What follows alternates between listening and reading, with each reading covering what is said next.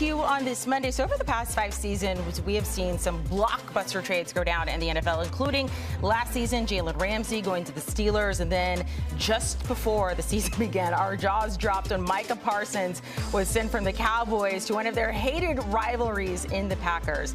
Now, Tyler Sullivan, one of our NFL writers, putting pen to paper, outlining some big trades he thinks we need to see this offseason. So let's welcome in Tyler here.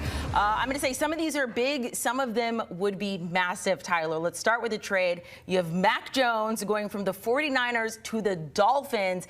I feel like Dolphins fans would be in favor of this. How do you see this trade going down, and why does it need to happen?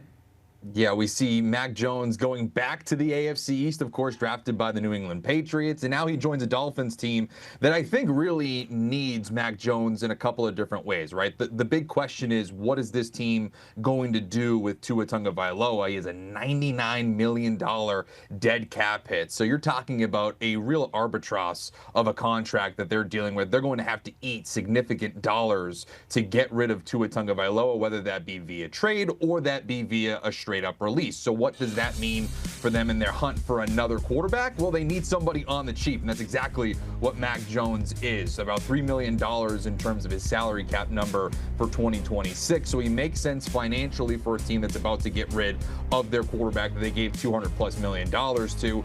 Another reason why I think this is interesting, and why if the 49ers are going to help Mac Jones out and potentially send him to a place that he would want to go, I think that Mac Jones would be interested in the Dolphins because of who they have at offensive coordinator. It's Bobby Slowick, who comes from the Kyle Shanahan system. So when you're talking about a quarterback revitalizing his career that we've seen over the last handful of years with various quarterbacks, Mac Jones is going to want to go to a system that he's familiar with. And so he's had success, as we saw last season, 5-3 as a starter with Kyle Shanahan in that offense. If you can make a somewhat seamless transition to a Dolphins team that runs a similar scheme, I think that makes a lot of sense. So 2 third-round picks, I think potentially could get it done. That second one that the Dolphins would have to send over, I list it as conditional. Essentially, if he plays 80% of the snaps next season, that gets bumped up to a second rounder. I think the 49ers would be interested in that. You're getting 2 day 2 picks,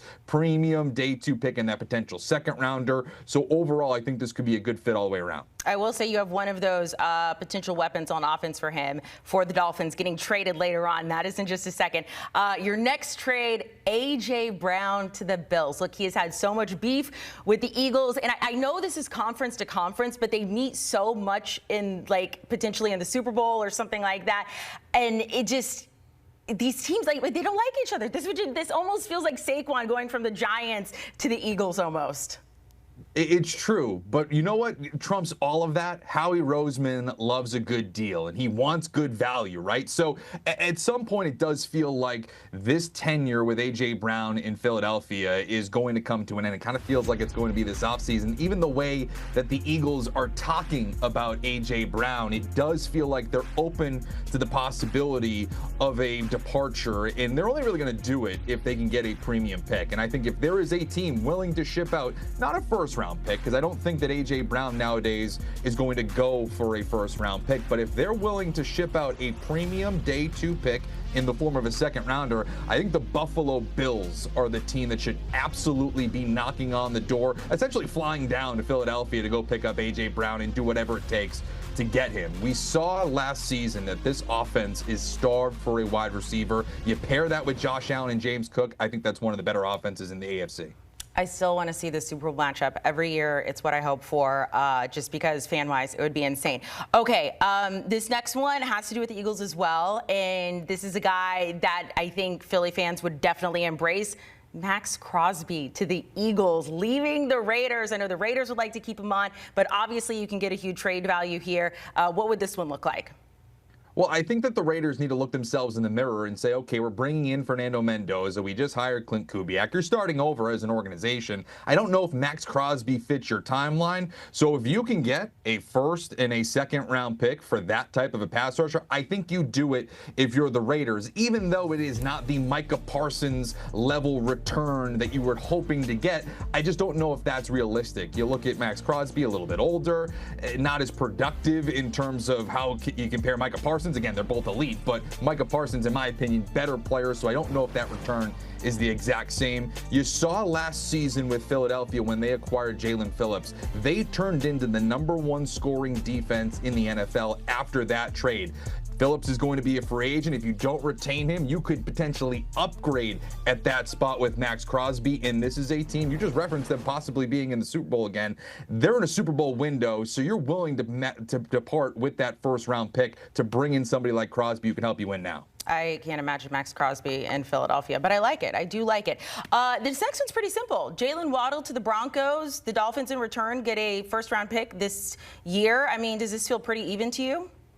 Yeah, and so you referenced it earlier, obviously. If they bring in Mac Jones, the Dolphins, then I don't know if they make this deal, but what have we seen them do over the last couple of weeks? They've really stripped it down to the studs, right? You see Tyreek Hill go out, you see Bradley Chubb go out, potentially Tua Tagovailoa is going to be shown the door. So if this team is really looking at a multi-year rebuild, I just don't know what Jaylen Waddle does for you in 2026 and in 2027. So if I can get a first-round pick, albeit 30th overall this season with the Denver Broncos, I would absolutely do that to bring in a younger player that helps my timeline, a blue chip type of talent. I think I make that move, especially when you realize that Jaylen Waddle only has one more year left of guaranteed dollars on his contract. So you're talking about potentially paying a player a year from now even more dollars that, again, just doesn't match your timeline. If you're the Broncos, you were just the #1 seed in the AFC last season.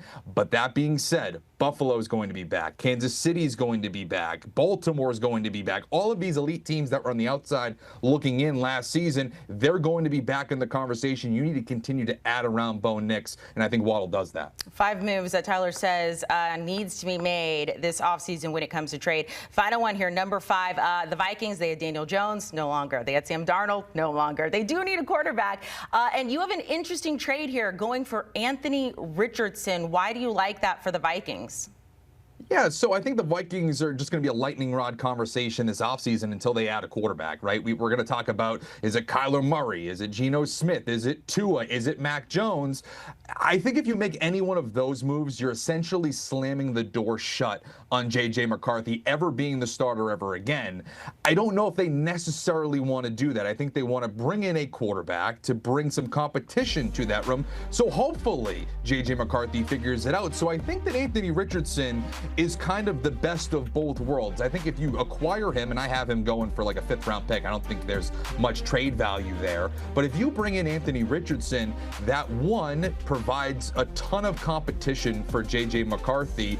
And if he rises to the occasion, great. And if not, you have another quarterback that Kevin O'Connell can try to mold into what we all hoped he was going to be as a first-round pick coming out of Florida, this dynamic kind of dual-threat weapon. So I think that there's some promise here. Again, it's not a set and forget. You acquire Anthony Richardson, he's going to be your starter. This is more like, hey, we're going to have a competition this summer. Let the best quarterback win. I think that would be the most exciting addition, or at least from a content perspective, I think that would be the most entertaining out of all the options. Well, and at least listening to the Vikings at the Combine, it seems like that's what they want to do. They said, we're going to leave the door wide open when it comes to the quarterback position. And you and so many people have said they got to bring in somebody as competition. Maybe it will be Anthony Richardson. Tyler Sullivan, check out all of his articles on CBSSports.com. They're all fantastic.